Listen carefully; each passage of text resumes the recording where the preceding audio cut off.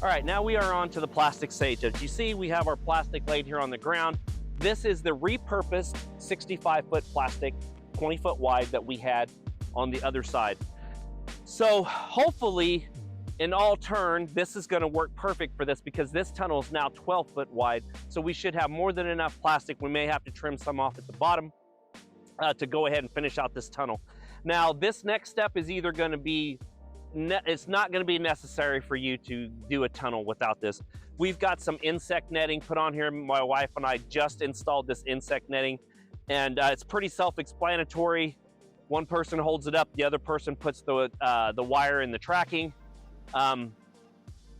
Self-explanatory. So what we've got is we've got the plastic laid out, and when I put this plastic up, when I took that tunnel down, I laid it in a fashion going forward that I know I was gonna do opposite in reverse to lay this on.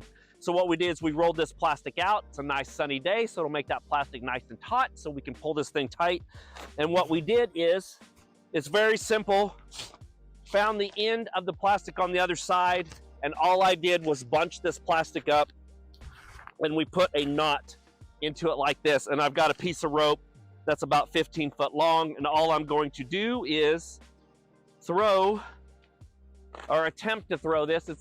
We got about a 5 to 7 mile an hour wind today. We've got a little gusty, about a 10. We're gonna try to do this before the wind really hits us up. But right now it's not too shabby. So I'm just gonna grab it in this hand, kind of like you're throwing a casting net. If you guys are fishermen, you kind of know how a casting net works. You grab the slack, throw it over the top just like that. We've got more than enough. So what we are gonna do is I'm gonna go on the other side.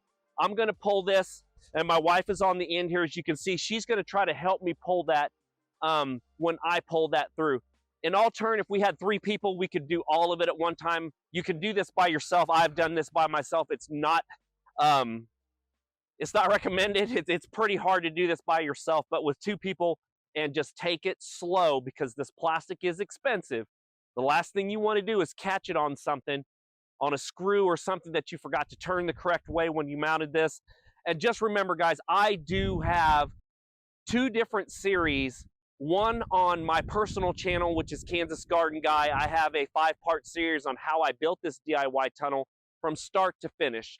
And I also have a series on the Bootstrap Farmer YouTube channel that is putting this 20 by 100 high tunnel together. It may be longer, it may be taller, it may be wider. That really doesn't matter. The same rules apply when you put a tunnel up. So we're gonna go ahead and get this pulled up. We're just gonna pull this plastic over. So we're gonna wait here, and then the wind is kind of slowed down right now. So what we're gonna attempt to do is I've got a piece of wiggle wire down here at my feet. We are gonna pull this plastic at the same time. As you can see, just go slow. Everybody just kind of watch what's going on here. Especially when we get to the top of this purlin here, because you never know when there may be a screw in the way or anything like that. Okay, I've got this now. And my wife has got the plastic on that other side, so we're just gonna pull the plastic down. There we go. Now we're gonna come to this side over here on the very end, and we are going to do the same thing. You just hold that there, hun, and I'm gonna pull this to you, okay? And you wanna make sure you pull this plastic like you see us. We're pulling this plastic all the way down to the ground, and there should be about a 1 or 2 foot slack. And the reason why we're doing that is because that's gonna be your roll-up sides. You wanna make sure you have more than enough slack down here. If you don't, you're gonna cut yourself short. You're gonna shoot yourself in the foot here. So I'm gonna go ahead and get this side hooked on, and then we'll hook up with you here in a second. We've taken the 15 minutes and we've got all this plastic wired up now. I know I didn't video any of that. It's a little bit hard to try to wrestle this around and still videotape at the same time. But like I said, I do have other videos on my YouTube channel and this Bootstrap Farmer channel showing this step. So what we are going to do is we are going to take a pair of scissors, and now this is just my recommendation only. You can do this any way you want. I mean, this is your high tunnel. You are building this. We've got all the slack to one side. So what I would recommend is doing, like I've done here, is I've pulled all the plastic to where I need. I've made sure we pulled the plastic down to the side where you can see I've got 2 or 3 feet. This side, we've got probably 10 feet of excess. I've got 2 feet of excess on the other side. And the reasoning why we talked about that earlier is because when you put the roll up side on, you need your conduit to go up against the high tunnel and have plenty of slack to roll that up, to have that roll up and down action. So you want to make sure you have more than enough slack. You can always cut the slack away that you do not need, but you cannot add the plastic back. So just give yourself a break, give you at least 2 or 3 feet on the other side. That way, if you take a foot or 2 away, it's no big deal. You've got what you need. And this side is the same way. You can see the slack on the ground here. So what we did is we pulled the plastic to the other side. I went ahead and put a piece of wiggle wire at the top of the hoop on both sides, the end here and the end over there, just to make sure that plastic wasn't going to move on me or shift on me with this little bit of wind. Thank God we didn't have a lot of wind here. As you can see, it's only about 2-3 miles an hour, so it worked out great for us. And then what we did is the wife and I started on the end. She pulled the plastic tight, and then I put all the wire into the tracking. And then you just literally work yourself around, and then you meet at all the corners like we have right now. This plastic is tight right now, but what we need to do is we need to cut these end walls off, because we cannot have this end wall just flapping around here. So what we are going to do is we are going to trim this end wall up. Then we will put a section of it back up, go ahead and make the end wall, take the piece that's left and carry it to the front, and then make the second end wall. So we're just going to grab a sharp pair of scissors. These are brand new. I would recommend a sharp razor blade or a sharp pair of scissors. It makes this job a lot easier. And you just want to find your corner here. This is where the wiggle wire is here, and the wiggle wire is here. So you just want to find your corner, and I would leave a good hefty 3 to 4 inches on this side. And the reasoning why I say that is because you don't know what Mother Nature's going to do. She's pretty fickle sometimes. So you may have to loosen this up and pull this plastic tight or loosen it. The worst thing you can do is cut this tight up against this tracking right here and not have enough room to grab it and pull it if you need to tighten the plastic, because now you've ruined everything. So you want to go ahead and leave yourself 4 or 5 inches, a good 4 or 5 inches. And then and that will give you plenty of slack. If you need to loosen it and pull that and make some adjustments, you've got the room to do that. So we're going to go out about 4 inches here. We're just going to cut that plastic and have someone pull like my wife is there. As you can see, we're leaving that 4 to 5 inches.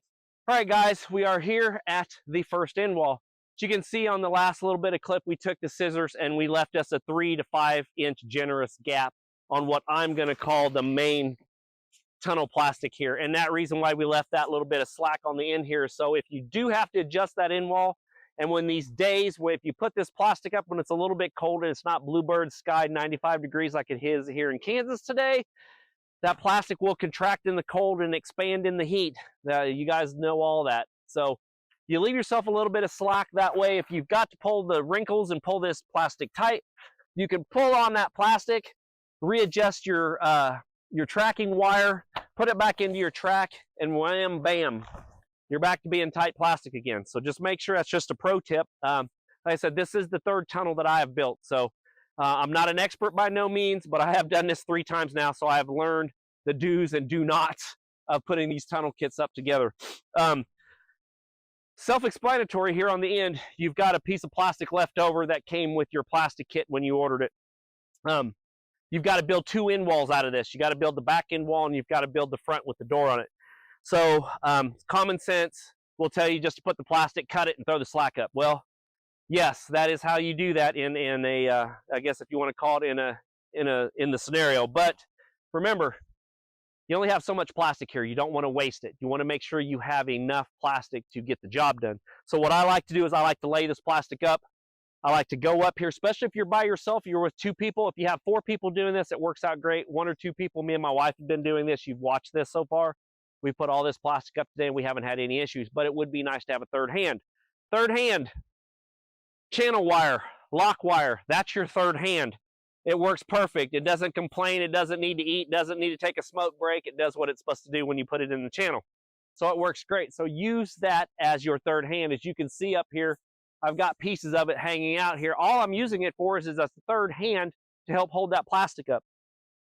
We will pull all of the slack. You see this slack here, and you're thinking, well, man, you didn't do a good job. We're not done. All you want to do is put a couple pieces of wiggle wire or tracking wire up here all you want to do is go ahead and put a couple pieces of this channel wire inside the tracking up here just to hold the plastic. You come back down below, you tuck it down, and where you have that tracking on the bottom here, you want to go ahead and put your tracking in nice and tight like you've seen here.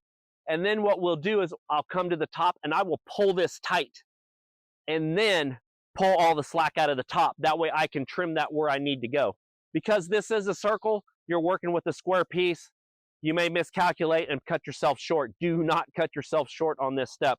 Always do the bottom first, then cut it at the top. That's the easiest thing to do. I've done it the other way and it is twice as hard to do. This is the easiest way to do this.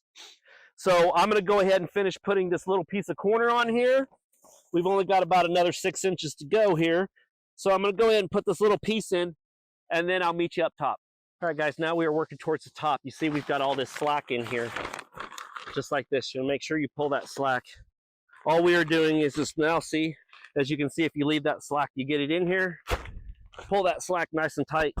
Should be like a drum here. So we're gonna pull that nice and tight. The bad thing is I'm right-handed, I'm trying to do this left, so this is a little bit of a hinder on this, but if you take it slow, work yourself around, take your time like we always talk about, you can pull all that slack out. So I'm going to move up one more step. Okay, so I'm going to go ahead and just work this around. And you may think this is where it gets tough because now you are on your third piece of channel wire in this tracking. And you may think, oh my Lord, you're not going to be able to get any more in here. You can successfully get 3 pieces in here. So it's a little bit of a pain. You want to grab a good pair of pliers. When you get this in here, I like to come through and I like to give it a love tap. Just kind of go in here and I kind of just tap that wire right there. And what that does is that just sets that spring wire into the channel a little tighter so it does not pop off. So I'm going to go ahead and work my way up here. I'm going to grab this plastic and pull it tight as I go. All right, we've got as far as I can go right now. I'm going to have to readjust the ladder, so I'm going to grab my trusty pliers here. Give it a little bit of a tap just to set that spring wire in that channel. And then I'm just going to keep working my way up. Take that other wiggle wire off, that channel wire off. And what this channel wire is, it's that first set of channel wire. Like we said, we use that for our helping hand. We're going to take that piece off because we're still working with this. We're going to pull this plastic taut here. If I can do this backward, watch your eyeballs. And we're just going to keep working our way around the channel. All right, guys, we got the last of the spring wire in the channel here. And we've got a vent here. So make sure you cut that plastic around that vent so you can get some airflow. Even without that other side on, you can feel the heat coming out of here, see? Nice and tight. When you put this little bands here on your walls here, it actually tightens up that plastic a little bit, takes all that slack out. The next thing we need to do is all we are doing is we are cutting the plastic at the base now. We have went ahead and pulled all the slack. We're going to cut this at the base so we're not standing on it anymore. I'm going to go back, I'm going to trim the top, and then I'm going to get doing the other end wall. But I think this is where I'm going to cut this video now. It's basically just rinse and repeat on the other side. So really nothing to show on that end. But guys, thanks for watching this video. Hopefully you guys got a little bit of tips out of this. Like I say, I'm not the almighty here for building high tunnels. But like I said, I've built 2 or 3. This is my 3rd one now. So I do have a little experience in this. But hopefully you guys got what you needed out of this content, and I'll see you next week. Bye.